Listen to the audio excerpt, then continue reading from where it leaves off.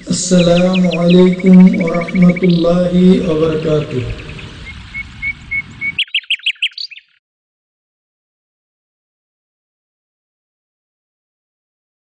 বিসমিল্লাহির রহমানির রহিম। পরম করুণাময় অসীম দয়ালু আল্লাহর নামে শুরু করছি। ইসলামিক কালচারাল সেন্টার দাম্মাম মহান আল্লাহর অশেষ রহমতে আল কোরআন এবং সহিহ হাদিসের আলোকে সঠিকভাবে ইসলাম ধর্ম শিক্ষা দেওয়ার এক অনন্য প্রতিষ্ঠান। বিসমিল্লাহির রহমানির রহিম। আলহামদুলিল্লাহি রাব্বিল আলামিন ওয়াসসালাতু ওয়াসসালামু আলা সাইয়্যিদিল মুরসালিন নবিয়িনা মুহাম্মদ ওয়া আলা আলিহি ওয়া সাহবিহি আজমাইন ওয়া মান তাবিআহুম বিইহসান ইলা ইয়াউমিদ্দিন। আম্মা বাদ। ফাউযু বিল্লাহি মিনাশ শাইতানির রাজীম।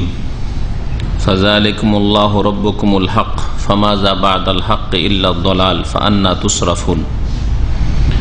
وقال الله تعالى في آية أخرى أأرباب متفرقون خير أم الله الواحد القهار ما تعبدون من دونه إلا أسماء سميتموها أنتم وآباؤكم ما أنزل الله بها من سلطان। আল্লাহ পাক রব্বুল আলামিনের সমস্ত প্রশংসা যে আল্লাহ পাক আমাদের সৃষ্টি করেছেন এবং আমাদের উপর সবচেয়ে বড় ফরজ যা আল্লাহ পাক নাজিল করেছেন তা হচ্ছে আল্লাহ পাকের একত্ব তৌহিদ প্রতিষ্ঠা করা। সালাত এবং সালাম নাজিল হবে নবী মুহাম্মদ রাসূলুল্লাহ সাল্লাল্লাহু আলাইহি সাল্লামের উপর এবং সমস্ত আম্বিয়া রাসূলগণের উপর, যারা সকলে এই তৌহিদের প্রচার প্রসারের জন্য আল্লাহ পাকের তৌহিদ একত্ব মানব জাতি পর্যন্ত পৌঁছে দেওয়ার জন্য প্রেরিত হয়েছেন। মানুষের তৌহিদ ঠিক হলে সমস্ত আমল ঠিক হতে পারে, আর যে কোনো মানুষের জীবনে অন্য রকমের যদি গুনাহ পাপ থাকে তার মানে তার তৌহিদেই ত্রুটি আছে বা ঘাটতি আছে। আমাদের দর্শের বিষয়বস্তু হচ্ছে তৌহিদের আকিদা বা আকিদাতুত তৌহিদ কিতাব থেকে আল্লামা শেখ সালেহুল ফৌজান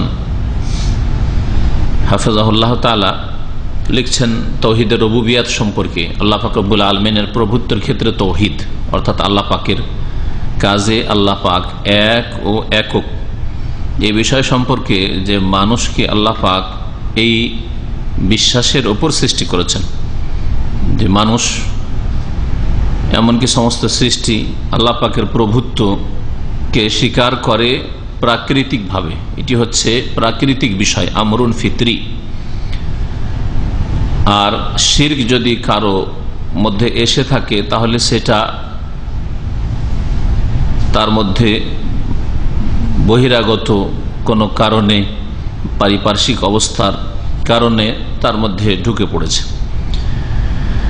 এই মর্মে হাদিসে কুদসি তিনি উল্লেখ করেছেন, ইয়াকুলুল্লাহ তাআলা, আল্লাহ পাক ইরশাদ করেছেন এই হাদিসে কুদসিতে, খালাকতু ইবাদু হুনাফা, আমি আমার বান্দাদেরকে সৃষ্টি করেছি একনিষ্ঠ করে, তারা সকলে আল্লাহ পাকের দিকে ধাবিত, আল্লাহমুখী, তৌহিদমুখী, তাদের মধ্যে কোনো রকমের শিরকের গন্ধ ছিল না। এইভাবে আমি সৃষ্টি করেছি। ফাজতালাতহুমুশ শায়াতিন, কিন্তু শয়তানেরা তাদেরকে ছিনিয়ে নিয়ে গেছে, তাদেরকে বিভ্রান্ত করেছে। মানুষ শয়তান বা জিন শয়তান। জিন শয়তান বিভিন্ন রকমের কুমন্ত্রণ ওয়াসওয়াসা দিয়েছে, ভুল ধারণা দিয়েছে, সংশয় সৃষ্টি করেছে। এটা হচ্ছে জিন শয়তানের কাজ। জিন শয়তান মানুষের শিরা উপশিরায় চলাফেরা করে, যেমন নবী করিম সাল্লাল্লাহু আলাইহি ওয়াসাল্লাম বলেছেন, ইন্না শায়তান ইয়াজরি মিন ইবনি আদম মাজরাদ দাম, শয়তান আদম সন্তানের রক্তের সাথে চলাচল করে। এইভাবে কুমন্ত্রণা দিয়েছে। এগুলো হচ্ছে জিন শয়তান, ইবলিস শয়তানের চালা, যেগুলো জিনদের মধ্য থেকে। আর মানুষ শয়তান আশেপাশে যেসব খারাপ লোক আছে, খারাপ আকীদার মানুষ, শিরক বিদআত যারা বিশ্বাস করে, তাওহীদ সম্পর্কে যাদের জ্ঞান নেই, তাদের মধ্যে বিভিন্ন সংশয় এই জিন শয়তান সৃষ্টি করেছে, বা অন্যান্য যারা বিভ্রান্তকারী গুমরাহ নেতা, ধর্মীয় নেতা অথবা দুনিয়ার নেতা, তারা সৃষ্টি করেছে, যার ফলে এইসব জিন শয়তান, মানুষ শয়তান তাদেরকে আল্লাহ পাকের তাওহীদ থেকে ফিরিয়ে নিয়ে গেছে ছিন্ন ভিন্ন করে। ফাজতালাতুহুম শায়াতিন, ইজতালাত মানে সারাফাতুহুম ইলা ইবাদাতিল আসনাম, তাদেরকে আল্লাহ পাকের ইবাদত থেকে, প্রতিমা, পুতুল, কবর, মাজার, ব্যক্তি, গাছপালা ইত্যাদির পূজার দিকে ফিরিয়ে নিয়ে গেছে। ওয়াত্তিখাযি আরবাবা মিন দুনিল্লাহ, আর আল্লাহ ছাড়া ওই সবকে তারা অভিভাবক, রব হিসাবে গ্রহণ করেছে। কেউ আল্লাহ ছাড়া অন্যকে বিধানদাতা হিসাবে গ্রহণ করেছে, কেউ আল্লাহ ছাড়া অন্যকে মনের কামনা বাসনা পূরণকারী হিসাবে গ্রহণ করেছে, কেউ আল্লাহ ছাড়া অন্যকে রোগের আরোগ্যদাতা হিসাবে গ্রহণ করেছে, বালা মুসিবত দূরকারী হিসাবে গ্রহণ করেছে, ইত্যাদি ইত্যাদি। ফাওয়াকাউ ফি দালাল ওয়া দিয়া, যার ফলে তারা গুমরাহিতে নিমজ্জিত হয়েছে এবং নিজেকে ধ্বংস করেছে। আর এই কারণে বিভিন্ন দল উপদলে তারা বিভক্ত হয়েছে, তাদের মধ্যে বিচ্ছিন্নতা দেখা দিয়েছে, তাফাররুক এবং ইখতিলাফ, মতবিরোধ। আর এই মতানৈক্যের ভিত্তিতে তাদের মধ্যে দলাদলি, কন্দল সৃষ্টি হয়েছে। যারা শিরক করে থাকে তারা কত দলে বিভক্ত, এক এক এলাকায় কত রকমের শিরকারী জাতি। এক দল এক রকমের শিরক করে, আরেক দল আরেক রকমের শিরক করে। এক দল এক রকমের আকীদা রাখে, আরেক দল আরেক রকমের আকীদা রাখে। মুশরিকদের দলের শেষ নেই। পক্ষান্তরে সত্যিকার অর্থে যারা তাওহীদ বুঝে এবং রাসূলুল্লাহ সাল্লাল্লাহু আলাইহি ওয়াসাল্লামের সুন্নাত বুঝে, আদর্শ হচ্ছে রাসূলুল্লাহ সাল্লাল্লাহু আলাইহি ওয়াসাল্লামের, ইবাদত বন্দী হচ্ছে আল্লাহ পাকের, এই দুটি বিষয় যারা বুঝে তারা সারা পৃথিবী যেখানেই থাক না কেন একটি দল তারা। ইন্না হাযিহি উম্মাতুকুম উম্মাতান ওয়াহিদা, নিশ্চয়ই এই উম্মতটি হচ্ছে তোমাদের একই উম্মত। ওয়া আনা রাব্বুকুম, আর আমি তোমাদের প্রতিপালক, পালন কর্তা। ফাবুদুন, আমার ইবাদত করো। আল্লাহ পাক বলেছেন কুল্লুন ইয়াত্তাখিযু লাহু রাব্বান, প্রত্যেক দল এক একটি করে রব, অভিভাবক, পৃষ্ঠপোষক সাব্যস্ত করেছে। ইয়াবুদু গায়রা রাব্বিল আখার, যার তারা পুজো করে থাকে। অন্যদের আলাদা রব রয়েছে, অন্যরা আর কারো পূজা করে থাকে। যেমন উদাহরণস্বরূপ দেখুন যে একই দেশে একই সমাজে বৌদ্ধ ধর্ম অবলম্বীরা বৌদ্ধের পূজা করে, পাশাপাশি শিখেরা গুরু নানকের পূজা করে, গায়রুল্লাহর পূজা করে সকলে, কিন্তু দেখেন আলাদা আলাদা উপাস্য। হিন্দু একই নাম হিন্দু, এরাও হিন্দু ওরাও হিন্দু। পশ্চিম ভারতের হিন্দু বা দক্ষিণ ভারতের হিন্দু অন্য দেবদেবীর পূজা করে, উত্তর ভারত পূর্ব ভারতের হিন্দু আলাদা দেবদেবীর পূজা করে। কবর মাজার পূজারীরা এইরকমই অবস্থা, এক এক এলাকায় এক এক পীর, এক এক মাজার, তা নিয়ে তারা ব্যস্ত, সেসবের তারা পূজা করে, সেসবে সেজদা করে। যদি মিশরের কবর মাজার পূজারীদের কথা দেখেন, সৈয়দ আহমদ রেফাইর কবর পূজা করে, সৈয়দা জাইনাবের কবর পূজা করে, বদউইর কবরের পূজা করে। ইরাকের মুশরিকরা তারা জিলানির কবর পূজা করে। ভারতের যারা কবর মাজার পূজা তারা খাজা মঈনুদ্দিন চিশতি আরো অসংখ্য মাজার পূজা করে। তারা হয়তো বাংলাদেশের ওই মাজার পূজা করতে যায় না। পাকিস্তানের এইরকম এক এক দেশে এক এক রীতি, এক এক ধর্ম তারা নিজের আবিষ্কার করেছে। বরং অনেক সময় দেখা যায় যে এক জাতির পূজনীয় আর এক জাতি তার সাথে ঘৃণা করে বা তার সাথে শত্রুতা রাখে। দক্ষিণ ভারতের হিন্দুরা পূজা করে যে ওই রামের স্ত্রীকে চুরি করেছিল, রাবণের পূজা করে। শ্রীলঙ্কার হিন্দুরা, দক্ষিণ ভারত, কেরল, মাদ্রাজ, এসব হিন্দুরা ওরা রাবণের পূজা করে, যে একজন মানুষের স্ত্রীকে চুরি করে নিয়ে গেল। আর ও পূজনীয় হইতে পারে? অসৎ চরিত্রের। হ্যাঁ, আবার উত্তর ভারত পূর্ব ভারতের বাঙালি হিন্দু, হ্যাঁ, আসাম ত্রিপুরা হিন্দু, ইউপির হিন্দু, এরা আবার রামের পূজা করে। রাম মন্দির তৈরি করলো মসজিদ ভেঙে, বাবরি মসজিদকে ধ্বংস করে। এই বিচ্ছিন্নতা সমস্ত মুশরিকদের মধ্যে রয়েছে। লিআন্নাহু লাম্মা তারাকু রাব্বাল হক, কারণ যখন তারা বারহাক সত্য মাবুদকে, সত্য প্রতিপালককে ছেড়ে দিয়েছে, উবতুলু বিইত্তিখাযিল আরবাবিল বাতিলা, তখন তারা বাতিল রব গ্রহণ করাই লিপ্ত হয়েছে।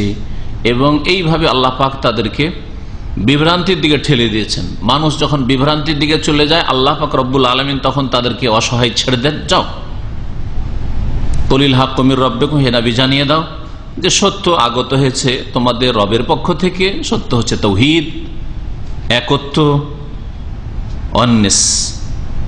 ফামান শাআ ফালিউমিন, সুতরাং যে চাইবে এটা বিশ্বাস করুক যে আল্লাহ একই একক এবং এক আল্লাহর ইবাদত করুক। ওমান শাআ ফালিয়াকফুর, আর যে চাই কুফরি করুক, আমি স্বাধীনভাবে ছেড়ে দিচ্ছি। আল্লাহ পাক রব্বুল আলামিন মানুষকে জ্ঞান বিবেক বুদ্ধি দিয়ে এবং তাদের বিবেক বুদ্ধিকে সঠিক পথে পরিচালিত করার জন্য আম্বিয়া রসুল পাঠিয়ে এবং আল্লাহ পাকের আসমানি কিতাব নাজিল করে, কোরআন কারীম নাজিল করে আল্লাহ পাক রব স্বাধীনভাবে ছেড়ে দিয়েছেন। যখন তারা আল্লাহকে ছেড়ে দিয়েছে, সত্য মাবুদকে ছেড়ে দিয়েছে, তখন তাদের ওপর এই বিপদ নেমে এসেছে যে তারা পরস্পর বিরোধী আর সকলে মুশরিক। সবাই মুশরিক, বহুত্ববাদী, অথচ পরস্পর বিরোধী। কামা কালা তাআলা, যেমন মহান আল্লাহ ইরশাদ করেছেন একটি আয়াতে, ফাযালিকুমুল্লাহু রাব্বুকুমুল হক, এই তো আল্লাহ, এই তো আল্লাহ, রব্বুকুম তোমাদের প্রতিপালক, আল হক যিনি বারহাক, যিনি চিরসত্য, যার ইবাদত বন্দেগী সত্য, যার তাওহীদ, যার একত্ব সত্য। ফামাযা বাদাল হক ইল্লা দলাল, এই হকের পরে, সত্যের পরে আর কি আর অন্য কোন সত্য হইতে পারে? বরং হকের পরে, সত্যের পরে গুমরাহি ছাড়া আর কিছুই হতে পারে না। ফামাযা বাদাল হক ইল্লা দলাল, হক সত্যের পরে অন্যদিকে ডানে বামে কোথাও খুঁজেন, সামনে পিছনে খুঁজেন, তার নাম হবে দলাল, গুমরাহি, ভ্রষ্টতা, তার নাম হবে বিভ্রান্তি, তার নাম হচ্ছে বাতিল। এই আয়াত স্পষ্ট করে যে হক সত্য একাধিক হতে পারে না, সত্য একটা। এই বিষয়টা দুর্ভাগ্য এক শ্রেণী মুসলিমদের জন্য যে অনেক বিদাতি মুসলিমরাও বুঝে না যে সত্য একটা, সত্য একাধিক হতে পারে না। এটাও ঠিক, ওইটাও ঠিক, এটা হইতে পারে না, এটা হইতে পারে না। হক একটা। যে কোনো মাসলা মাসাইলের ক্ষেত্রে, আকিদার ক্ষেত্রে হোক আর বিধি বিধানের ক্ষেত্রে হোক, হুকুম হাকামের ক্ষেত্রে হোক, হক সত্য একটা। এই সত্যকে সন্ধান করার জন্য আসল উৎসতে ফিরে যেতে হবে, কোরআন এবং হাদিসের দিকে ফিরে যেতে হবে। এমনটা নয় যে লজ্জা স্থানে হাত গেলে উযু নষ্ট হয়ে যায়, আবার লজ্জা স্থানে হাত গেলে সরাসরি উযু নষ্ট হয় না। এটাও ঠিক, ওইটাও ঠিক, এটা হইতে পারে? একেবারে পরস্পর বিরোধী, নষ্ট হয় আর নষ্ট হয় না, দুটোই কি করে ঠিক হইতে পারে? মানে হ্যাঁ না দুটোই ঠিক, 1-1-2 আর 1-1-4 দুটোই ঠিক নাকি? অসম্ভব কথা। যেমন অসম্ভব তেমনি লজ্জাস্থানে হাত পড়লে উযু নষ্ট হয়ে যায়, লজ্জাস্থানে হাত পড়লে উযু নষ্ট হয় না, দুটোই কি করে ঠিক হইতে পারে? মহিলাকে স্পর্শ করলে উযু নষ্ট হয়ে যায়, মহিলাকে স্পর্শ করলে উযু নষ্ট হয় না, দুটোই কি করে ঠিক হইতে পারে? একটা শাফি মযহাব, একটা হানাফি মযহাব। যারা মযহাবকে নিজের ফরজ করে নিয়েছে, এই বিভ্রান্তি তো রয়েছে, তারা বলে যে চারটাই ঠিক, চারটাই ঠিক, তার মানে দুটোই মত ঠিক, ঠিক কিনা? ফামাযা বাদাল হক ইল্লা দলাল, হক একটা, সত্য একটা। এই যে দুটি মশলা বললাম উদাহরণস্বরূপ, হ্যাঁ একটা ঠিক আর অন্যটা ভুল। অবশ্যই অন্য ভুল অনেক হইতে পারে, ভুল অনেক হইতে পারে, কিন্তু হক একটি হয়। আর গুমরাহির না কোনো সীমা আছে না সমাপ্তি আছে। যেমন বললাম যে হক একটাই, তার মানে সেটা হচ্ছে লিমিটেড, সীমিত, যে এখানে হক আছে, এই আল্লাহ পাকের সীমানাতে হক আছে, তাই না? তাওহীদ একটা সীমানা আছে যে এখান পর্যন্ত তাওহীদ, এদিকে গেলে শিরক, এদিকে গেল শিরক, এদিকে গেল শিরক, এদিকে গেল শিরক, কিন্তু শিরকের সীমানা নেই। হ্যাঁ, ওইরকম সুন্নাত নবী করিম সাল্লাল্লাহু আলাইহি সাল্লাম খোলাফায়ে রাশিদিন থেকে প্রমাণিত সুন্নাত, নবীর আদর্শ। আর বিদআতের কোনো সীমানা নেই, কিন্তু ওয়াদালাল গুমরাহির সীমাও নেই আর সমাপ্তিও নেই। ওয়া হুয়া লাযিমুল লিকুল্লি মান আরাদা আন রাব্বিহিল হক। আর এই গুমরাহি ওদেরকে ধরতে পারবে, গুমরাহিতে ওরাই লিপ্ত হবে যারা তাদের বারহাক সত্য রব থেকে, রবের বিধান থেকে, রবের নাযিলকৃত ওহী থেকে, কোরআন সুন্নাহ থেকে বিমুখ হবে। আপনি যখন কোরআন সুন্নাহ থেকে বিমুখ হয়ে যাবেন, মন গড়া ফতুয়া নেবেন, মন গড়া কথা বলবেন, তখন গুমরাহি আপনাকে গ্রাস করবে। কাল আল্লাহ তাআলা, মহান আল্লাহ ইরশাদ করেছেন, আরবাব মুতাফাররিকুন খায়রুন আমিল্লাহুল ওয়াহিদুল কাহ্হার। আচ্ছা বলো তো, বহু উপাস্য, বহু রব, বহু পৃষ্ঠপোষক ভালো, নাকি এক আল্লাহ যিনি অপ্রতিরোধ্য, আল কাহার, যিনি সর্বজয়ী, তিনি শ্রেষ্ঠ? এক আল্লাহর কথা যদি বলি, এক আল্লাহ সব কিছুর মালিক, এই কথাটি ভালো, না বহু এইরকম খোদা রয়েছে, এলাহ রয়েছে, যাদের হাতে এরকম ক্ষমতা রয়েছে, অনেকেই সন্তান দিতে পারে, অনেকেই রোগ ভালো করতে পারে, অনেক উপাস্য আছে যারা মনের কামনা বাসনা পূরণ করতে পারে, অনেকের কাছে গেলে, অনেকের দরবারে গেলে পাওয়া যায়, নাকি একটি দরবার আছে, এক আল্লাহ পাক রব্বুল আলামিন একমাত্র দাতা? কোনটা কথা ভালো? এক আল্লাহ। আর বাবু মুতাফাররিকুন খায়রুন আমিল্লাহুল ওয়াহিদুল কাহ্হার।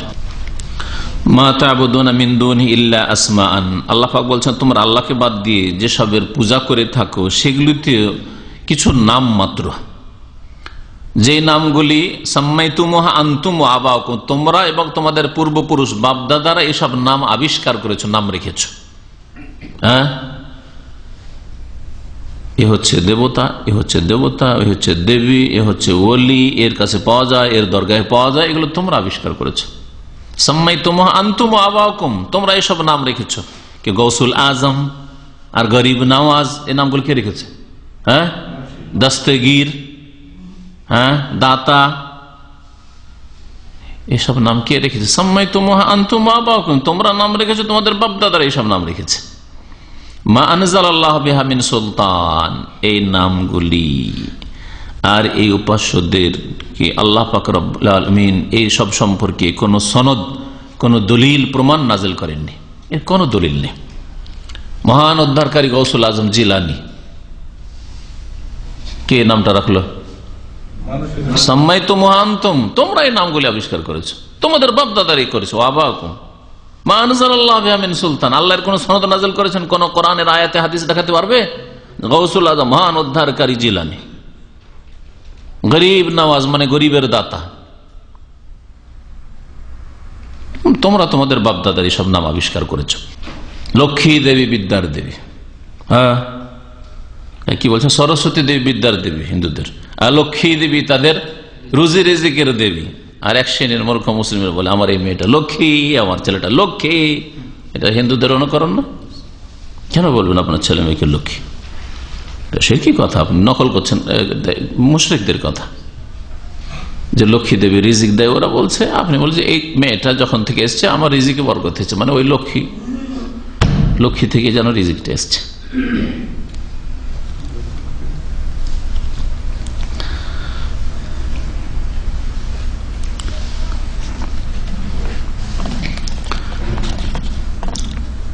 والشرك في الربوبية باعتبار إثبات خالقين متماثلين في الصفات والأفعال ممتنع।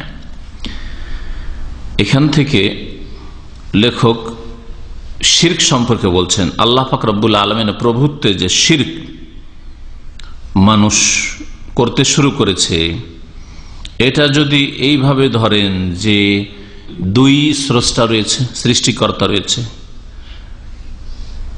আর দুই স্রষ্টাই গুণের দিক থেকে, কাজের দিক থেকে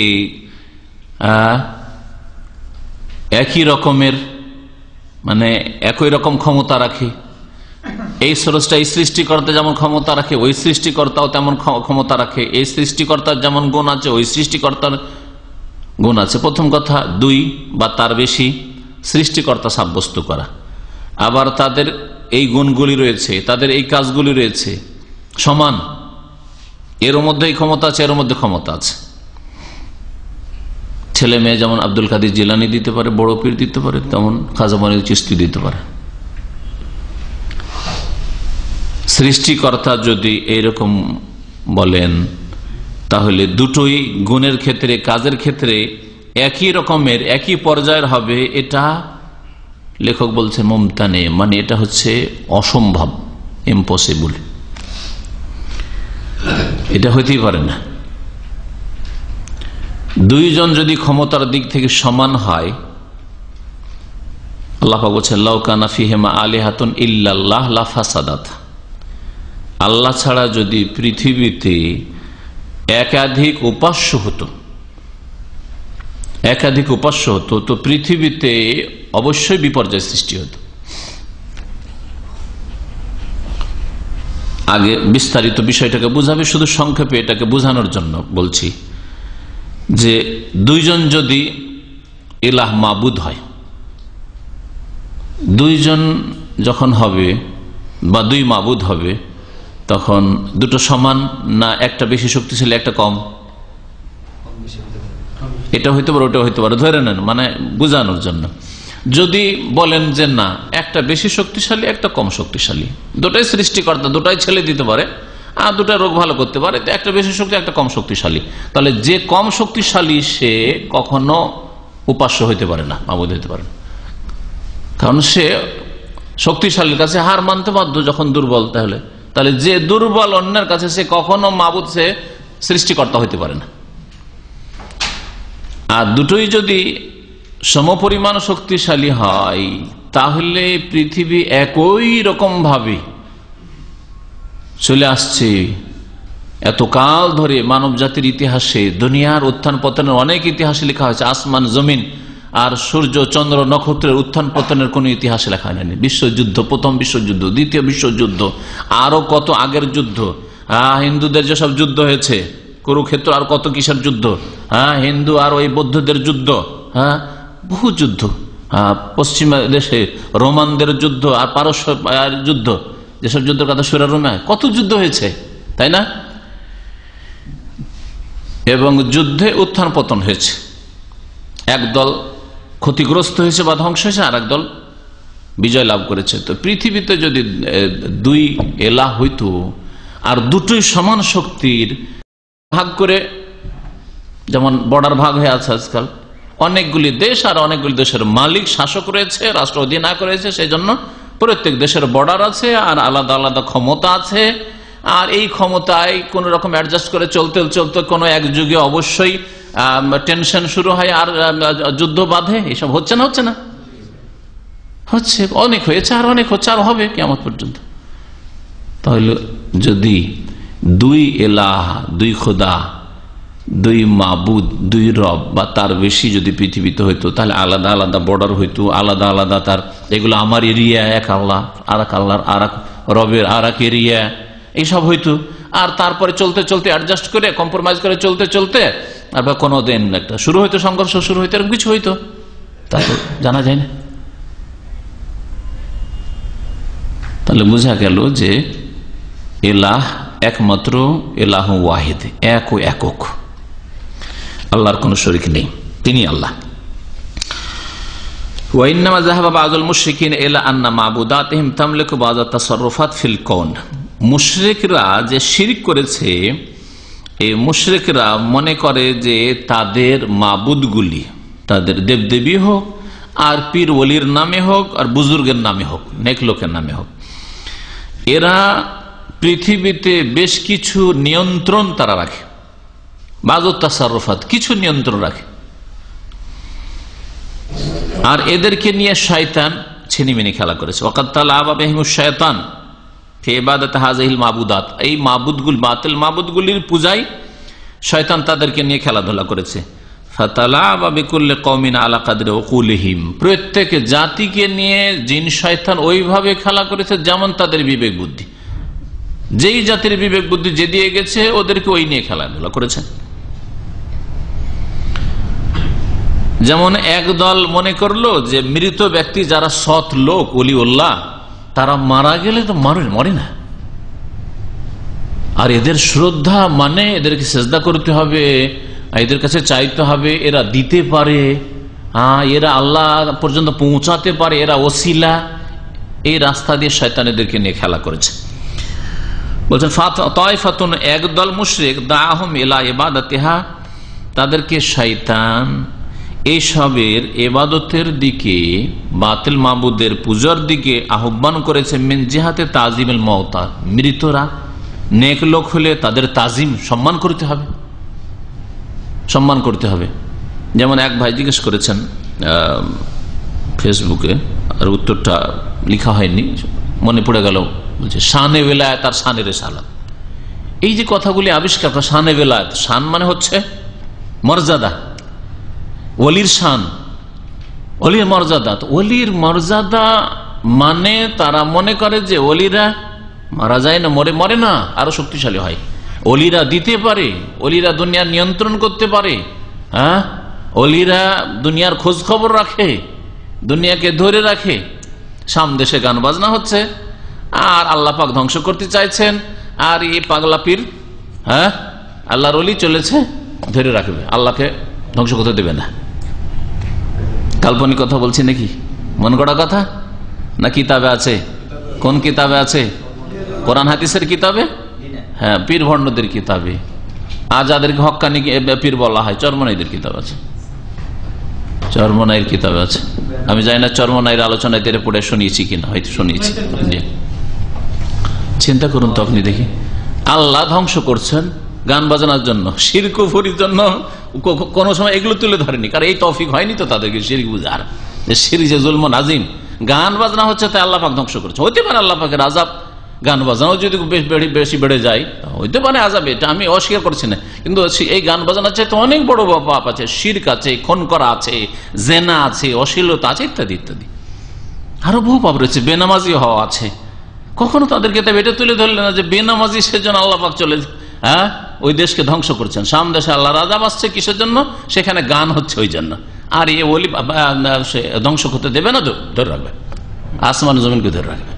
হাউজুবিল্লাহ। আর এর হক্কানি পীর, তাহলে হক্কানি আর ভণ্ড পীরের ভাগ আছে কি ইসলামে? আসলে নেই। চিন্তা করুন তো দেখি। হকের পরে, কোরআন এবং হাদিসের পরে বাইরে যা আছে তাই হচ্ছে গুমরাহি। আল্লাহ সত্য বলেছেন, গুমরাহি, সবগুলি গুমরাহি। কোথাও পীরতন্ত্র আবার হক, এইসব কথা নেই আসলে। মৃতদের তাজিম, হ্যাঁ, শানে বেলায়েত, ওলির শান। ওলির শান মানে এগুলি যে ওলি দিতে পারে, ওলি মারা যায় না, ওলি মানুষের খবর রাখে, ওলি মরে যাওয়ার পরে দুনিয়াতে চলে আসে মানুষের সমস্যার সমাধানে, ঝগড়া মেটানোর জন্য। এসব শিরকি কুফরি কথা। ওলি মৃতকে জীবিত করতে পারে, শিরক কুফরি কথা এগুলো। হ্যাঁ, ওলি যদি আল্লাহ পাকের সত্যিকার অর্থে বন্ধু হয়, কোরআন এবং হাদিসের আলোকে, ঈমান এবং নেক আমল রয়েছে, তাকওয়া রয়েছে। ঈমান মানে শিরক মুক্ত, শিরক বিদাতের পৃষ্ঠপোষকতা করে গেছে, জাতিকে শিরক বিদাত শিখে যার ওলি হয়ে গেল। তো ওলি যদি সত্যিকার অর্থে হয়, তো আল্লাহ বলেছে তার ভয় নেই, তার চিন্তা নেই। এই কথাও আল্লাহ কোরআনে বলেনি যে তার জাতির ভয় নেই, তার দরগাহে যারা যাবে তাদের কোনো ভয় নেই, কিন্তু কোনো চিন্তা নেই, এই কথা বলা হয়েছে। ফালা খাউফুন আলাইহিম ওয়া লা হুম ইয়াহজানুন। দিতে পারে তারা, এই কথা বলা হয়েছে। তাদেরকে সেজদা করো, এই কথা বলা হয়েছে। হ্যাঁ, তাদের কাছে গেলে খালি হাতে ফিরে আসো না, এইসব কথা বলা হয়েছে। যে শানে বেলায়েত মানে ওলির শান, এগুলো আউযুবিল্লাহ। তাহলে বেলায়েতের শান মানে শিরক কুফরির শিক্ষা দেওয়া, শিরক কুফরির ধর্ম, এটা নাই। হ্যাঁ, ওলির শান, ওলির মর্যাদা আল্লাহ পাকের কাছে রয়েছে, সত্যিকার অর্থ ওলি। আর সবচেয়ে বড় ওলি আম্বিয়া রাসূলগণ, আল্লাহ পাকের বন্ধু তারা। আর তারপরে সাহাবায়ে কেরাম, প্রত্যেক নবীর সাথী সঙ্গীরা, প্রত্যেক নবীর সাথী সঙ্গীরা, মুহাম্মদ রাসূলুল্লাহ সাল্লাল্লাহু আলাইহি ওয়াসাল্লামের সাহাবায়ে কেরাম যেমন সবচেয়ে বড় ওলি, ঈসা আলাইহিস সালামের হাওয়ারি যারা সাথী সঙ্গী তারা সবচেয়ে বড় ওলি সেই যুগের, নবীর পরে। এই হচ্ছে ওলির অর্থ। কখনো তো আমার দেশের এই বিদাতপন্থীরা বলল না সাহাবায়ে কেরাম আবু বকর, ওমর, ওসমান, আলী আর তাদের অনুসারী তাবেঈন তারা শ্রেষ্ঠ ওলি, তাদের কথা তো বললো না। ওলি মানে যতগুলি কবর পাকা করে পূজা হচ্ছে ওরাই হলো ওলি। এই ওলি সম্পর্কে ভ্রান্ত ধারণা। এরকম শানের রেসালাত মানে রাসূল আল্লাহ পাকের পক্ষ থেকে আল্লাহ পাক শ্রেষ্ঠ মানুষ করেছেন এবং তার মাধ্যমে শরীয়ত নিতে হবে, দিন নিতে হবে। শানের রেসালাত মানে এই নয় যে রসুলকে বলবে আলিমুল গায়ব, রসুল হাজির নাজির, সব জায়গায় হাজির নাজির হয়ে যান, রসুল চলে এসছেন সুতরাং তোমরা কিয়াম করো, দাঁড়িয়ে যাও, ইয়া নবী সালাম আলাইকুম শুরু করো। আর রসুল উদ্ধার করতে পারেন, রসুল যাকে ইচ্ছা দেন না। রাসূলুল্লাহ হায়াতুন নবী মারাই যাননি, রসুল নূরের তৈরি, মাটির তৈরি না, এসব নেই, সব শিরকি কথা। শানে রেসালাত মানে এগুলো নাই। আল্লাহ পাক রব্বুল আলামিন প্রত্যেকের মর্যাদা নির্ধারিত করেছেন, প্রত্যেকের আল্লাহ পাক রব্বুল স্থান নির্ধারিত করেছেন। তার উপরে নিয়ে গেলে শিরক কুফরিতে লিপ্ত হবে, আর নিচে নামিয়ে দিলে বেয়াদবি মানহানি করে কুফরির আশঙ্কা আছে। আল্লাহ পাক যেখানে যাকে রেখেছেন সেখানে তাকে রাখতে হবে।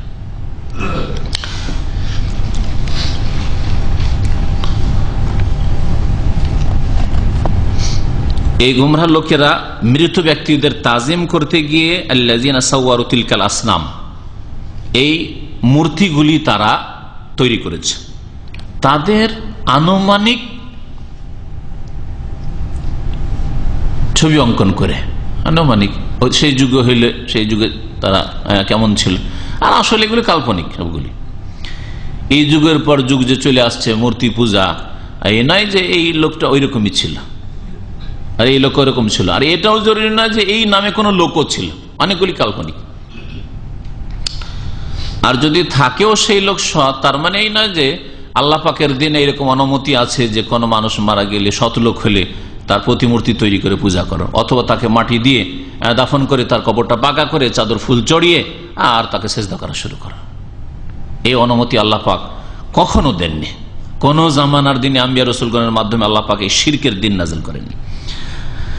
কওমে নূহ, যেমন নূহ আলাইহিস সালামের জাতি প্রাচীন যুগে যে শিরকে লিপ্ত হয়েছিল, এরা ওই সৎ ব্যক্তিরা ছিল, তারা মারা গেলে তাদের অধিক ভক্তি করতে গিয়ে, তাজিম করতে গিয়ে তাদের প্রতিমূর্তি তৈরি করলো, আর এই ধীরে ধীরে সামনে রেখে আল্লাহ পাকের ইবাদত করতো, পরে গিয়ে ওদেরই পূজা শুরু করলো। তায়েফাতুন ইত্তাখাযাতিল আসনাম আলা সূরাতিল কাওয়াকিব, আর কিছু লোকেরা তারা মূর্তি পূজা শুরু করেছে আলা সূরাতিল কাওয়াকিব, তারকা নক্ষত্রের রূপে।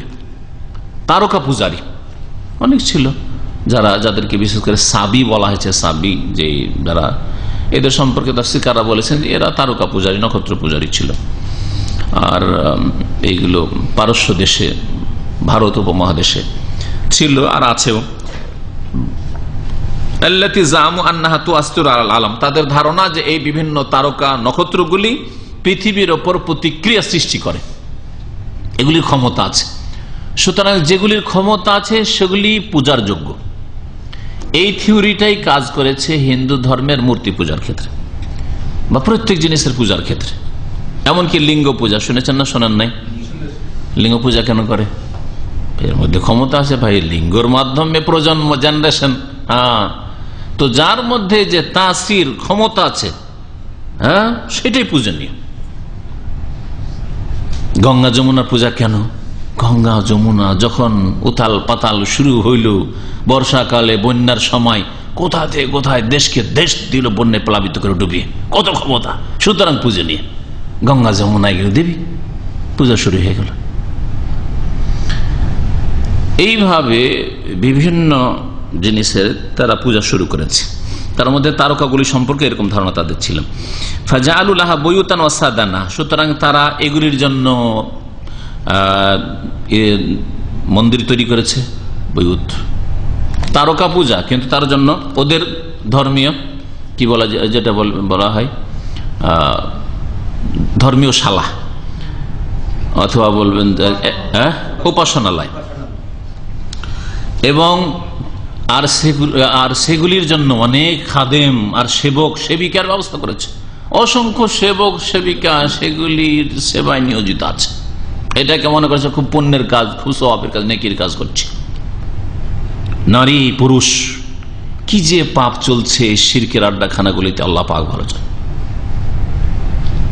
সুলতান মাহমুদ গজনবী রহমতুল্লাহ আলাইহি যখন সোমনাথ মন্দিরের উপর আক্রমণ করেন, তো মন্দিরের উপরে আক্রমণ তিনি এই জন্যই করেছিলেন যে সেখানে এই মন্দিরের নামে আর ধর্মের নামে সেখানে নারী পুরুষের অশ্লীলতা শেষ ছিল না। হাজার হাজার নারীদের রেখে ওখানে বিয়ে করবে না, বিয়ে করলে ধর্ম বিপরীত কাজ হবে, আর এদিকে লুচ্চামি চলছে। এইরকমই অনেকগুলি মাজারে, বরং অধিকাংশ মাজারগুলিতে এগুলি হয়। কিছু মাজার আছে যেগুলোতে নিয়মিত ব্যবসা চলে, আর কিছু আছে যেগুলিতে ব্যবসা এমনি বাহ্যিক নিষেধ থাকলে রাতের অন্ধকারে সবকিছু হয়। রাত যখন হয়ে যায়, অন্ধকার যখন হয়ে যায়, তখন সবকিছু হয় সেখানে। আর এইরকম শুনতে আছেন যে অনেক পীরেরা পর্যন্ত, ভণ্ডরা আর যারা ওইসব মাজার নিয়ে বসে আছে, তারা এসব জেনা ব্যভিচারে লিপ্ত রয়েছে।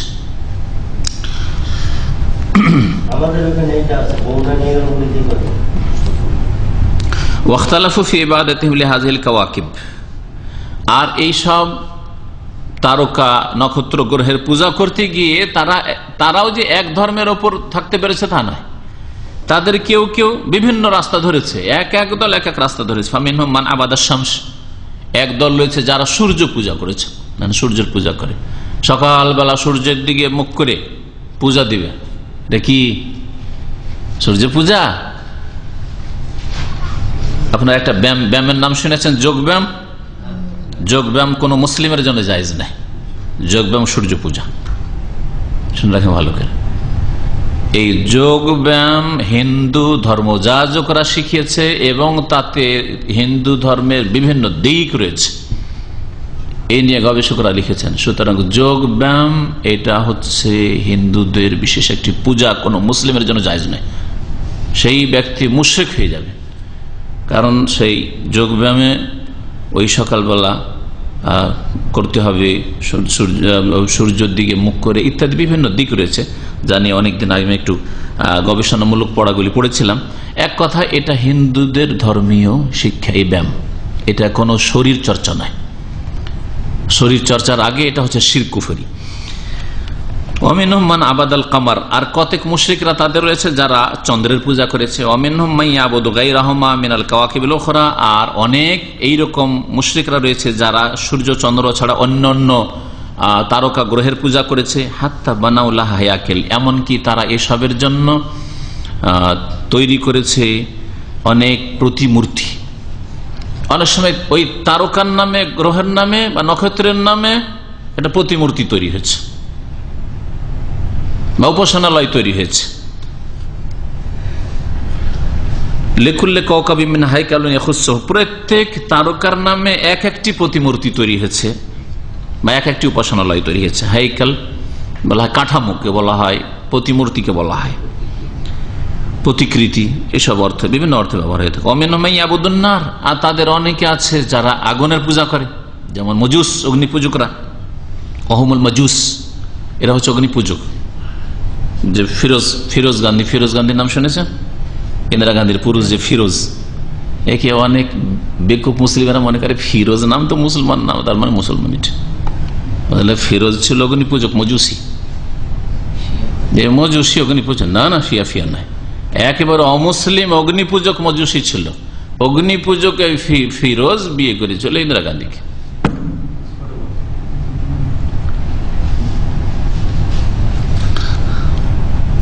কিন্তু আমাদের দেশের মুসলিমরা নাম যদি শুনে নাই, তারেক আজিজ খ্রিস্টান, সাদ্দামের প্রধানমন্ত্রী, তাকে এখন পর্যন্ত আমাদের ভারত উপমহাদেশ, ভারত, বাংলাদেশ, পাকিস্তানের অধিকাংশ মুসলিম মনে করে যে মুসলমান। আর যার হাতে পতন হয়েছে এই ইরাকের, আর সাদ্দামের পতন হয়েছে। অগ্নিপূজকরা আগুনের পূজা করে। ওমিনহুম মান ইয়াবুদুল বাকার, আর কেউ কেউ গরু গাভীর পূজা করে। গরু গাভী তো ক্ষমতা আছে, কি ক্ষমতা দেখেন না। দুনিয়ার সবচেয়ে ভালো পানীয়, ভালো খাবার এই গরুতে, গাভীতে দিতে পারে দুধ। দুধ পান করো, কিন্তু যেহেতু গোমাতা হচ্ছে দেবী, সেই জন্য তার গোস্ত খাওয়া যাবে না। চামড়া দিয়ে জুতা বানাও, কিন্তু গোস্ত খাওয়া যাবে না। তার মা গোমাতা, মায়ের গোস্ত খাওয়া যাবে না, দুধটা খেলে ঠিক আছে, মায়ের নাই দুধ খেলে। তারপর তো মা তো দেবী, তো দেবীর দুধ কি করে খায়? চলো আবার চামড়া দিয়ে বেয়াদবি করে, চামড়া দিয়ে আবার জুতো কেমন করে বানাও? এটাও নিষিদ্ধ হওয়া উচিত ছিল। যেমন গরু জবাই নিষিদ্ধ, তেমন গরুর চামড়া ব্যবহার করাও নিষিদ্ধ, কারণ মায়ের চামড়া। মরে যাক দাফন করে দাও, কিন্তু আবার মরে গেলে চামড়ার, ওই হিন্দু চামড়ারা চামড়া খালিয়ে নিয়ে এসে আবার চামড়া দিয়ে জুতো স্যান্ডেল বানাচ্ছে। লেখক বলছে কামা ফিলহিন, যেমন ভারতের সভ্যতা। ওমিনহুম মান ইয়াবুদুল মালাইকা, আর অনেক মুশরিকরা পৃথিবীতে আছে যারা ফেরেশতাদের পূজা করে, যেন আরব মুশরিকরা ফেরেশতাদের পূজা করত। ওমিনহুম মান ইয়াবুদুল আশজার, আর অনেক মুশরিক রয়েছে যারা গাছের পূজা করে, ওয়াল আহজার, আর পাথরের পূজা করে, অমিনহুম মান ইয়াবুদুল কুবুর, আর অনেক মুশরিকরা আছে যারা কবরের পূজা করে, ওয়াল আযরিহা, আর মাজারের পূজা করে। দারিহুন মানেও কবর, আর কবর মানে কবর, কবুর কবরের জামা, আর দারিহুনের জামা হচ্ছে আযরিহা। কবর মাজারের পূজা করে। পূজা কি পূজা, কিন্তু আজকাল মুসলিমদেরকে মানাইতে পারা যায় না। হিন্দু শিরিক করছে, ওকে বিধর্মী বলবে, আর নিজে খুব ধার্মিক, কবর মাজার পূজা করে, অথচ সমান অপরাধ। বরং তোমার অপরাধ বেশি, কারণ ওরা তো কোরআনের উপরে বিশ্বাসী করেনি, আর তোমরা কোরআনে বিশ্বাস করেছো, কোরআন পড়ো না, আমলও করো না, চর্চা করো না, ঘরে ঘরে কোরআন আর শিরিক করছো। ওরা বলে না যে কোরআনে মূর্তি পূজা করতে বলা হয়েছে, গরুর পূজা করতে বলা হয়েছে, কিন্তু তোমরা তো বলছো যে কোরআনে বলেছে, হাদিসে বলা হয়েছে, নবী শিখাইতে এসেছিলেন কবর মাজার পূজা। তাহলে তোমরা বেশি অপরাধী, তাই না? বেশি অপরাধী, তোমরা মারাত্মক অপরাধী। নবীর নামে, আল্লাহর নামে মিথ্যা কথা, আল্লাহ শিরকের দিন নাজিল করেছেন। وكل هذا بسبب أنها ولا تصور في هذه الأشياء شيئا من خصائص الربوبية। এই আল্লাহ ছাড়া অন্যের পূজা কেন শুরু হলো, এর সূত্রপাত কেন হলো? বলছে যে এইসব এই জন্য শুরু হয়েছে যে এই মুশরিক লোকেরা এই জিনিসগুলিতে বা এই বস্তুগুলিতে যেগুলিকে পুজো করেছে, এগুলিতে রবের, প্রতিপালকের কিছু না কিছু বৈশিষ্ট্য তারা সাব্যস্ত করেছে। যে হ্যাঁ, সূর্যের মধ্যে প্রভুত্বের বৈশিষ্ট্য আছে, চন্দ্রের মধ্যে প্রভুত্বের বৈশিষ্ট্য আছে, ফেরেশতার মধ্যে রবের, প্রতিপালকের বৈশিষ্ট্য আছে, খোদাই ক্ষমতা আছে, কবর মাজারে অলির মধ্যে খোদাই ক্ষমতা আছে। এইসব বৈশিষ্ট্য সাব্যস্ত করেছে আল্লাহ পাকের এইসব সৃষ্টিতে, যার ফলে এগুলির পূজা করেছে। আল্লাহ যেমন আল্লাহ পাক রব্বুল রোগ ভালো করেন, আল্লাহ পাক রব্বুল মনের আশা পূরণ করেন, আল্লাহ পাক রব্বুল পৃথিবীর নিয়ন্ত্রণ করেন, আল্লাহ পাক রব্বুল আলামিন অদৃশ্য দৃশ্য সবকিছু জানেন, আল্লাহ পাক রব্বুল আলামিন ছেলে মেয়ে দান করেন যাকে ইচ্ছা, যাকে ইচ্ছা আল্লাহ একরকম দান, যাকে ইচ্ছা কিছুই দেন না, সবকিছু আল্লাহ পাকের হাতে। কবর মাজার পূজার মনে করলো যে না, জিলানি, চিস্তি, ওলি, আউলিয়া, ফির, মাশায়েখ তারাও দিতে পারে। তো রবের খুসুসিয়াত, রবের বৈশিষ্ট্য এদের মধ্যে যখন তারা এই ভ্রান্ত বিশ্বাসে বিশ্বাসী হলো, তখন এগুলির পূজা শুরু করলো। এইভাবে গায়রুল্লাহর পূজা শুরু হয়েছে। ফামিনহুম মান ইয়াজউমু আন্না হাযিহিল আসনাম তুমাসসিলু আশিয়া গায়বা। এই মুশরিকদের একদল ধারণা করে যে এই যে মূর্তিগুলি রয়েছে, এগুলি হচ্ছে যে অদৃশ্য বা অনুপস্থিত যে বস্তু বা ব্যক্তি রয়েছে, এগুলো প্রতীক, সেগুলির প্রতীক। এগুলি যারা এসব দেবদেবীর পূজা করে, আগে হয়তো এখন ধরেন নূহ আলাইহিস সালামের যুগে ওয়াদ, সুয়া এগুলির পূজা হইতো। আসলে কি মাটির পূজা, পাথরের পূজা হইতো না? ওর পিছনে এটা কিসের প্রতীক? ওই যে এক নেক ব্যক্তি ছিল ওয়াদ, ওই নেক ব্যক্তি ছিল সোয়া, ওরা যে মারা গেছে ওর পূজা। কিন্তু ও যেহেতু নেই, গায়েব, এখন দুনিয়া থেকে চলে গেছে, হ্যাঁ, ওর প্রতিমূর্তি তৈরি করে পূজা হচ্ছে, এর প্রতীক। এইভাবে পূজা শুরু হয়েছে। এইভাবে যে কোনো মূর্তি হোক, যে কোনো কবর আস্থানা হোক, একটা আস্থানা আছে, ঢেলাপীর, তেনাপীর, শুনেছেন এগুলো? এগুলি হচ্ছে প্রতীক। এগুলো যে পূজা হচ্ছে, এগুলি প্রতীক, এর পিছনে কোনো কিছু আছে যেগুলি পূজা হচ্ছে। আর সবগুলির পূজা আল্লাহ ছাড়া অন্যের পূজাকে আল্লাহ পাক বলেছেন যে এরা শয়তানের পূজা করে। ইয়া আবাতি লা তা'বুদিশ শায়তান, ইব্রাহিম খলিলুল্লাহ বলছেন, হে আব্বা, শয়তানের পূজা করিয়েন না। আজর কি শয়তানের পূজা করতো? মূর্তি পূজা করতো, আল্লাহ ছাড়া অন্যের পূজা করতো। তাহলে আল্লাহ ছাড়া অন্যের ইবাদত বন্ধ, অন্যকে সেজদা করা, অন্যের কাছে দোয়া করা, অন্যের কাছে চাওয়া, অন্যের কাছে রোগের আরোগ্য তলব করা হচ্ছে শয়তানের পূজা করা। কারণ শয়তান এই শিক্ষা দিয়েছে, শিরকের শিক্ষা। কালা ইবনুল কাইয়িম রাহিমাহুল্লাহ তাআলা, ইমাম ইবনুল কাইয়িম রাহমাতুল্লাহ বলছেন, ওয়াদউস সানাম ইন্নামা কানা ফিল আসলি আলা শাকলি মাবুদিন গায়েব। এই যে মূর্তির কাঠামোটা, মূর্তি যে তৈরি হয়েছে, প্রতিমা পুতুল তৈরি হয়েছে, এটা আসলে অনুপস্থিত উপাস্য রূপে তৈরি করা হয়েছে। উপাস্য অনুপস্থিত, জিলানি অনুপস্থিত, কিন্তু কবরের রাখা আছে। কেল্লাশাহ না কল্লাশার মাজার শুনেছেন? কোথায়? হ্যাঁ, কেল্লাশাহ বলে না কল্লাশাহ বলে? আসলে কল্লা শব্দটি, কল্লা মানে এটা। তো এই সম্পর্কে আমাদের এখানে একটি ইউনুস আছে ব্রাহ্মণবাড়িয়ার, আমার দার্সা আসে, ও বিস্তারিত শোনে। আপনারা জানেন হয়তো অনেকে কোন পীর নাকি ছিল, তো কেমন করে মারা গেছিল, তো এক জায়গায় কল্লা গেছে দাফন হয়েছে, আর এক জায়গায় ধড় গেছে, মানে বডি গেছে। তো ওই যে কল্লা মাথাটুকু ওই যেখানে ছিল ওইটা হচ্ছে কল্লাসার মাজার। ও থাক আর না থাক ওই ব্যক্তির কল্লার নামে পূজা হচ্ছে, বুঝতে পেরেছেন? তো অনুপস্থিত একটা কোন বস্তু বা কোন এটা প্রতীক হিসাবে পূজা হচ্ছে, এটা প্রতীক। তারা মূর্তিকে ওই রূপ দিল বা ওই গঠন দিল, ওই সুরত দিল, নায়েবান মানাবহ, যাতে করে ওর স্থলাভিষিক্ত হইতে পারে। যেটা আসল পূজা করতে চাইছে ওটা তো নেই, কিন্তু ওর স্থলাভিষিক্ত যাতে হইতে পারে। ওয়া কায়েমা মাকাবর জায়গায় সেটা হতে পারে। ওয়া ইল্লা ফামিনাল মালুম আন্না আকিলা লা ইয়ানহাতু খাশাবাতান আও হাজারান বিয়াদি সুম্মা ইয়াতাকাদু আন্নাহু ইলাহু মুহাম্মাদুহু। আর না হইলে এটা সর্বজন বিদিত, সবাই জানে যে কোন জ্ঞানী মানুষ সেটাকে মেনে নেবে না যে একটা কাঠ লকড়ি বা খড়কুটা দিয়ে মাটি দিয়ে একটা প্রতিমা পুতুল তৈরি হলো বা পাথর দিয়ে একটা প্রতিমা পুতুল তৈরি হলো, আর তারপরে মনে করবে যে এটা হচ্ছে এলাহ, এটা হচ্ছে মাবুদ। এটা মাবুদ না, কিন্তু মাবুদ গায়েব অনুপস্থিত, তার প্রতীক হচ্ছে এই যে যেটা কাঠের একটা তৈরি করলাম বা মাটির তৈরি করলাম বা পাথরের তৈরি করলাম, এটা এইভাবে তারা আল্লাহ ছাড়া অন্যের পূজায় লিপ্ত হয়েছে। কামা আন্না ওবাদ আল কবুর কাদিমান ও হাদিসান, এইরকমই কবর পূজারীরা প্রাচীন যুগেও আর বর্তমানেও, কাদিমান তাহলে বোঝা গেল যে কবর পূজার ইতিহাস খুব প্রাচীন। আগের যুগে ইহুদি নাসারাদের যুগেও কবর মাজার পূজা ছিল, কাদিমান প্রাচীন যুগে। হাদিসান মুসলিম সমাজে কবর মাজার পূজা, এটা হচ্ছে এই নবযুগে, মানে ইসলাম আসার পরেও কবর মাজার পূজা থেকে গেল, আবার ফিরে চলে আসলো। কিছুদিন কবর মাজার পূজা উৎখাত হইলেও নবী করিম সাল্লাল্লাহু আলাইহি ওয়াসাল্লামের পরে সাহাবায়ে কেরাম, তারপরে তাবেইন এসব যুগ পরে আবার এই মুসলিম জাতীয় এক শ্রেণীর কবর মাজার পূজায় লিপ্ত হয়েছে। ইয়াজউমুনা, তাদের ধারণা, আন্না হাউলাইল আমওয়াত, এই মৃত লোকের ইয়াশফাউনা লাহুম, এটা তাদের সুপারিশ করবে।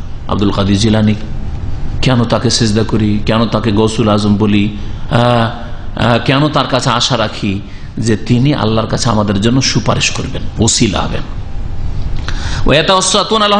আর আল্লাহর নিকট তাদের ওয়াস্তা হবেন। ওয়াস্তাটা আরো এখানে থেকে বুঝেন, ওয়াস্তা মানে সোর্স, মাধ্যম, ওসিলা যেটাকে বলা হয়।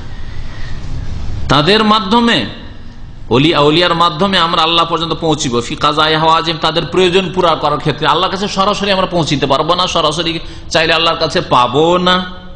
আল্লাহর কাছে চাইতে হলে এদের কাছে চাইতে হবে। এরা এ আউলিয়ারা, জিলানি, চিশতি, শাহজালাল, চাপরান, অমক তমক, এরা আল্লাহর কাছে দরখাস্তগুলি করিয়ে ওখান থেকে মঞ্জুরি করিয়ে দেবে, ওখান থেকে নিয়ে দেবে। ওয়ায়াকুলুন, এবং তারা বলে, যেমন সূরায়ে জুমারের আয়াত নম্বর 3 আল্লাহ ইরশাদ করেছেন, ওয়াল্লাযিনা ইত্তাখাযু মিন দুনিহি আউলিয়া, যারা আল্লাহকে বাদ দিয়ে অন্য পৃষ্ঠপোষক সাব্যস্ত করেছে, মা না'বুদুহুম, তারা বলে আমরা এসবের পূজা তো আসলে করি না। কেন পূজা করি? ইল্লা লিয়ুকাররিবুনা ইলাল্লাহি যুলফা, যাতে করে এরা আল্লাহর নিকটবর্তী করে দেয় আমাদেরকে। তাহলে আউলিয়াদেরকে যে ডাকি, কবর মাজারে চাদর চড়াই, আর ওদের কাছে কিছু আশা রাখি, কারণ এরা আল্লাহর কাছাকাছি আমাদের পৌঁছে দেবে। ওয়ায়াবুদুনা মিন দুনিল, আর এক আয়াতে আল্লাহ পাক বলছেন যে এই মুশরিকরা আল্লাহকে বাদ দিয়ে তারা ইবাদত করে, পুজো করে, সেজদা করে, দোয়া করে, ফরিয়াদ করে এমন সবের কাছে, মা লা ইয়াদুররুহুম, এরা তাদের ক্ষতিও করতে পারে না। কেউ যদি আকীদা রাখে আব্দুল কাদের জিলানী কারো ক্ষতি করে দিবে, তাহলে সে শিরকি আকীদা। খাজা মঈনুদ্দিন চিশতি কারো ক্ষতি করে দিবে, তাহলে শিরকি আকীদা।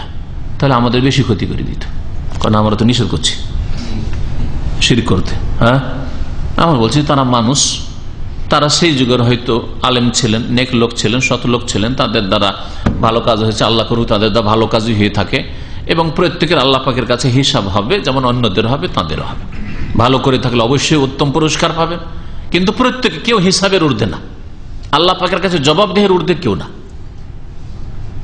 ইন কুল্লু মান ফিস সামাওয়াতি ওয়াল আরদি ইল্লা আতির রহমানে আবদা, আসমান জমিনে যে কেউ আছে আল্লাহ বাদে, তারা সকলে আল্লাহ পাকের সামনে হাজির হবে কি হয়ে? আবদান, বান্দা হয়ে, গোলাম হয়ে, দাস হয়ে আল্লাহ পাক রব্বুল হাজির হবে। সবাই আল্লাহ পাকের বান্দায় হাজির হবে।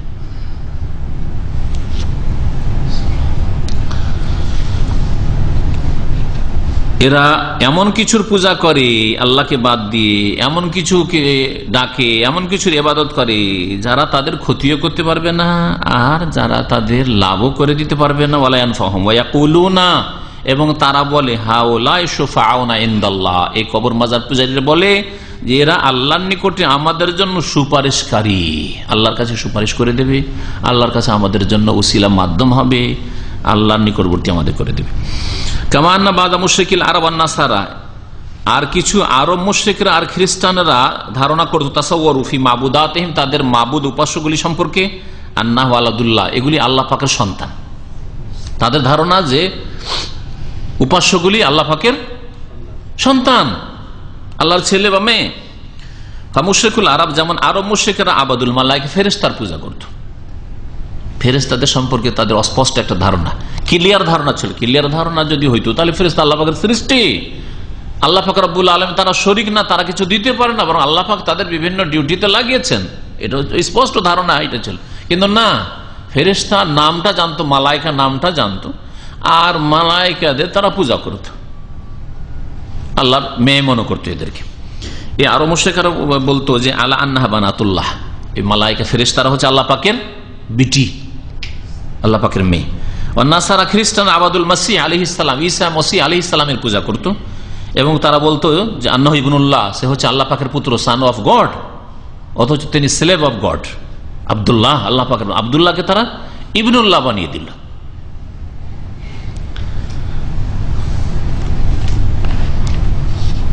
সময় যথেষ্ট হয়ে গেছে, সেই জন্য এখানে ছেড়ে দিচ্ছি, কারণ কথা আবার লম্বা হয়ে যাবে। আল্লাহ পাক রব্বুল আলামিন যেন আমাদেরকে তৌহিদ বুঝার তৌফিক দান করেন এবং তৌহিদ প্রতিষ্ঠা করার আল্লাহ পাক সুন্দরভাবে তৌফিক দান করেন, শিরকে জানার এবং শিরক থেকে সতর্ক থাকার তৌফিক দান করেন। আল্লাহ পাক রব্বুল আলামিন শিরকের ফিতনা থেকে আল্লাহ পাক আমাদেরকে আর সকল মুসলিমকে আল্লাহ পাক যেন বাঁচিয়ে রাখেন। আল্লাহ পাক রব্বুল আলামিন আমাদেরকে যেন গুনাহ খাতা মাফ করে দিয়ে তৌহিদ প্রতিষ্ঠাকারীদের দলে শামিল করেন। আল্লাহ পাক রব্বুল আলামিন যেন মানুষকে বুঝার তৌফিক দান করেন, তৌহিদ বুঝে তৌহিদকে কায়েম করার তৌফিক দান করেন, শিরক বুঝে নিয়ে শিরক জেনে নিয়ে শিরক থেকে বেঁচে থাকার তৌফিক দান করেন। আল্লাহ পাক আমাদের সকলকে যেন জান্নাতুল ফিরদৌস দান করেন, আমাদের জীবনে যেন বরকত দান করেন। আল্লাহ পাক রব্বুল আলামিন যখন নেবেন কালিমা তাইয়্যিবা শাহাদাত দেওয়ার অন্তর থেকে তৌফিক দান করেন। সুবহান রাব্বিকা রাব্বিল ইজ্জাতি আম্মা ইয়াসিফুন ওয়া সালামুন আলাল মুরসালিন ওয়ালহামদুলিল্লাহি রাব্বিল আলামিন। যারা কবর মাজার পূজা করছে, যারা পরিণতি তাদেরকে ভুল বোঝানো হচ্ছে, যারা যাচ্ছেন মাজার মানব করতেছে, এদের বিধান আল্লাহ পাক রব্বুল আলামিন এইরকম মৌলিক বিষয়গুলির ক্ষেত্রে আমাদের ভাই জিজ্ঞাসা করেছেন, যারা অজানা অবস্থায় অশিক্ষিত মানুষ আর বিদাতি মোল্লারা বিভ্রান্ত হচ্ছে, কবর মাজারে গেলে ওলিয়া উলিয়ার কাছে পাওয়া যায়, চলে যাচ্ছে আর শিরক করছে, তাদের পরিণাম কি হবে? মনে রাখবেন যে আল্লাহ পাক রব্বুল আলামিন তৌহিদের ক্ষেত্রে স্পষ্ট যেগুলি ক্লিয়ার বিষয়, যেগুলি মানুষ নিজের বিবেক দিয়ে অনেকটা উপলব্ধি করতে পারে, তারপরে কোরআন এবং হাদিস আল্লাহ নাজেল করেছেন এবং এটা শিখা ফরজ ছিল, তা যদি সামান্য শিখতো তাহলে এই অন্ধকারে থেকে গুমরাহিতে নিমজ্জিত হইতো না। যার ফলে আল্লাহ শিরক করে মানুষ যাবে আর তাদেরকে মাজুর মনে করবেন, এই অজুহাত কবুল করবেন তোমরা জানতে না, মাফ করে দেন, এটা হবে না। কিছু খুঁটিনাটি বিষয় আছে, সূক্ষ্ম বিষয়, সেগুলি হয়তো মানুষ বুঝতে পারে না আর জানার মতো এরকম ক্ষেত্র পেল না, সেই ক্ষেত্রে মাফ হবে। কিন্তু আজকের পৃথিবীতে দুনিয়ার সবকিছু জানতে পারলো, ডাক্তার ভালো হয় মন্দ হয় জানতে পারলো, কিন্তু আলেম ভালো হয় মন্দ হয় জানতে পারলো না। হ্যাঁ, এটা জানা তৌফিক হলো না। কোন ডাক্তারের কাছে যেতে হবে শরীরের চিকিৎসার জন্য এটা জানতে পারলো, কিন্তু রুহের চিকিৎসার জন্য, ইমান আমল সুন্দর করার জন্য কোন আলেম ডাক্তারের কাছে যেতে হবে এটা জানা তৌফিক হলো না। আল্লাহকে বিবেক সম্পর্কে জিজ্ঞেস করবে না যে তোমার বাপ অসুস্থ হয়েছিল, হ্যাঁ বাংলাদেশের চিকিৎসা নেই, কোথায় যেতে হবে? অমুক জায়গায় যেতে হবে। এটা জানার সুযোগ হয়েছে কোথায় কি আছে না আছে, বিদেশেরও খবর রাখতে, কোথায় কোনটার চিকিৎসা ভালো হয়। আর ধর্মের ক্ষেত্রে, দিনের ক্ষেত্রে আল্লাহ জানতাম না, আমাদের গ্রামের হুজুর বলতো, আমরা মানতাম, মেনে নেবেন আল্লাহ পাক রব্বুল আলামিন। আল্লাহ বলবেন না যে তোমার গ্রামের এই মোল্লা যে কোয়াক ডাক্তার কাছে কেন গেলে, তুমি ফুটপাতিয়া ডাক্তার কাছে কেন গেলে, কোরআন হাদিস ডাক্তারের কাছে খুঁজে পাওনি, ছেড়ে দেবেন না। তৌহিদের ক্ষেত্রে, শিরকের ক্ষেত্রে, স্পষ্ট বিষয়ের ক্ষেত্রে, নামাজের গুরুত্ব বুঝেনি আর বলবেন আল্লাহ আমি জানতাম না যে নামাজের এত গুরুত্ব, আল্লাহ মাফ করে দেবেন, কখনো না। হ্যাঁ, কিছু খুঁটিনাটি সূক্ষ্ম বিষয়গুলি আছে যেগুলো জানতে পারলো না, আর জানার মতো এরকম হয়তো ভালো ওস্তাদ পেল না, ভালো বা যে গাইড করবে এরকম কোন লোক পেল না, সেই ক্ষেত্রে মাফ হতে পারে। জি, হ্যাঁ, যোগ ব্যায়াম, হ্যাঁ না, ওর বেশ কিছু নিয়ম কানুন আছে, ও লম্বা শুধু একটি দুটি না।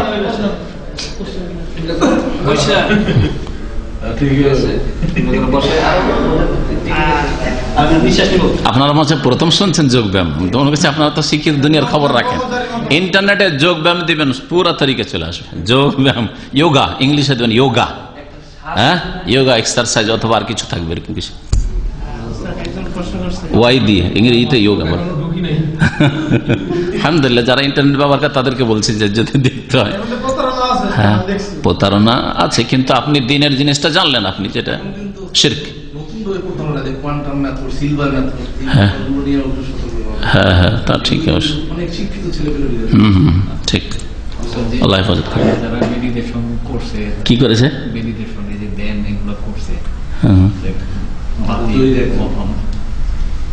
কিরকম বুঝলাম না, কোনগুলো? লাইটের অফ করে বসে একদিকে মনোনিবেশ করা, চিন্তা ভাবনা করা, গ্রহণ করতে এসব করা, এটা শিরক করেছে। গ্রহণ করতে তাসাউর করবেন, ওদের পীরের মুরিদদের তাসাউরের শেখের মতো হইলো, পীরের ধ্যান আর আপনি তারকা নক্ষত্রের ধ্যান। হ্যাঁ হ্যাঁ, তবার রাস্তা তো খোলা আছে, মানুষ যতদিন মরেনি বাতিল হবে ততদিন তবার রাস্তা খোলা আছে। জি, হ্যাঁ হ্যাঁ, 6 লতিফার জিকির, এগুলো কোথা থেকে নেওয়া হয়েছে? এগুলো এই লোক থেকে 6 লতিফার জিকির, জিকির নাফসি, হ্যাঁ এইসব কোথেকে আলো? ওই সব সংমিশ্রণ সবকিছুর, জগা খিচড়ি। জি, হ্যাঁ, ওদের 6টা লতিফা দেখি তো আছে, ভণ্ডামি কথাই সব।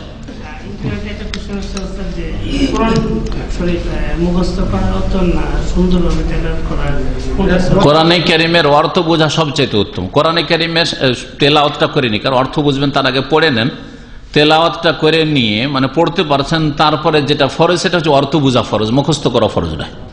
এতটা মুখস্থ থাকলে হবে যা দিয়ে 5 ওয়াক্ত নামাজ পড়তে পারেন। 20-30টা সূরা যদি মুখস্থ থাকে ছোট ছোট, আশা করি যথেষ্ট একটা সাধারণ মানুষের জন্য। কিন্তু কোরআনের অর্থ বোঝা ফরজ, আল্লাহ কি সম্বোধন করেছেন তাই জানলেন। কিয়ামতের দিন আল্লাহ জিজ্ঞেস করেন যে তোর কোম্পানির একটা নোটিশ বুঝতি না, 5 বছর সৌদি আরবে চাকরি করিস, তোর বাঙালি, আর একটা নোটিশ বুঝতি না তুই? বড় বড় ডাক্তারকে জিজ্ঞাসা করেন, আজকাল সরকারি হসপিটালগুলিতে আরবিতে লিখে, মানে ওই যে নোটিশ লিখা হয়, সবগুলি তারা বুঝে, নিজেরা বুঝে না কিন্তু বুঝিয়ে নেয়। কলিগ যদি আরবিয়ান কলিগ আছে, মিশরি আছে, সৌদি আছে, ওর কাছে বুঝিয়ে নেয়, এক্সপ্লেন হ্যাঁ করে দাও আমার জন্য, এটা বুঝে। কিন্তু কোরআনে কারীম বুঝলো না ডাক্তার ইঞ্জিনিয়ার, কেমন জবাব দিতে হবে না? কাছের আত্মীয় যদি পীরের বাড়ি হয়, সেখানে কি আত্মীয় সম্পর্কের কারণে যাওয়া যাবে? কি কিরকম পীরের বাড়ি হয়? পীরের বাড়িতে আত্মীয় আর কি, পীরের বাড়িতে আত্মীয়তা জায়েজই নয়, আত্মীয়তা করা। অনুষ্ঠানে দাওয়াত দিয়েছে আর কি,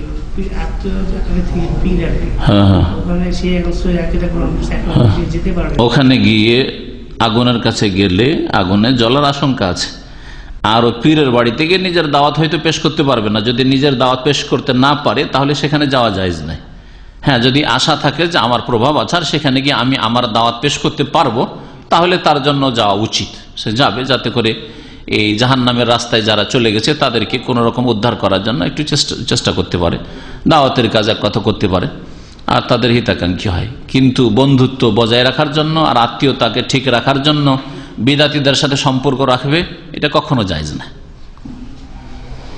আর জেনে শুনে বিদাতীদের ঘরে আত্মীয়তা করা জায়েজ না। যখন জেনে নিলেন যে এরা বিদাতি, অন্য রাস্তার লোক, আমরা আর এক রাস্তার লোক, তাহলে ওদের সাথে আত্মীয়তাই জায়েজ না। পয়সার জন্য, টাকার জন্য, চাকরি আছে, বিদেশে থাকে, তাই রিলেশন করে মেয়ে দিয়ে দিলেন, বোন দিয়ে দিলেন, এটা জায়েজই নয়। হঠাৎ কাপড়ের প্রস্রাব লেগে গেলে কাপড় পরিবর্তন করার সুযোগ না থাকলে কি ওই জায়গাটুকু ধুবেন? যদি কাপড়ে না পাকির লাগে, কাপড় পরিবর্তন করা তো জরুরি না, ওই জায়গাটুকু ধোয়া জরুরি। জায়গাটুকু ধুলেই হইল, কাপড় পরিবর্তন করতে পারেন, করেন। আর না হলে আল্লাহ যেটা ফরজ করেছেন সেটা হচ্ছে না পাকি দূর করো, আর যতটা জায়গায় না পাকি লেগে আছে, অপবিত্রতা লেগে আছে, ততটা আপনাকে ধুইতে হবে। যে তাও যদি সম্ভব না হয় পানির ব্যবস্থা নেই আর নামাজের টাইম চলে যাচ্ছে, তাহলে নামাজ ওই কাপড়েই পড়তে হবে, নামাজ মাফ নেই বা নামাজ বিলম্ব নেই, ওয়াক্ত পার করা যাবে না নামাজে।